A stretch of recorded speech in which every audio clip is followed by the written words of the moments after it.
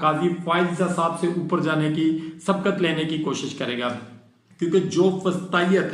जो जुल्म जबर, जो इमरान खान साहब के साथ ज्यादतियां काजी फायज ईसा साहब कर गए हैं, मेरा नहीं ख्याल कि इसके बाद कोई ऐसा चीफ जस्टिस आएगा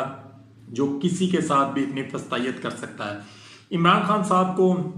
आपको ये बात मैं आज बता दूं, आप लिख लें, अदालतों के जरिए आप इमरान खान साहब को इस मौजूदा गवर्नमेंट के अंदर बाहर नहीं ला सकते। जो आने वाली गवर्नमेंट होगी वो, आज लिख लें मेरी ये बात, वो बिलावल भुट्टो साहब की होगी। आपकी इस्टेब्लिशमेंट इमरान खान साहब को भी जाया नहीं करेगी, क्योंकि ये किसी वक्त भी दोबारा इमरान खान साहब को लॉन्च कर सकती है, क्योंकि ये अपना एसेट कभी जाया नहीं होने देते। इमरान खान साहब चूंकि इनका एसेट नहीं बनना चाहते, जिस वक्त का इमरान खान साहब को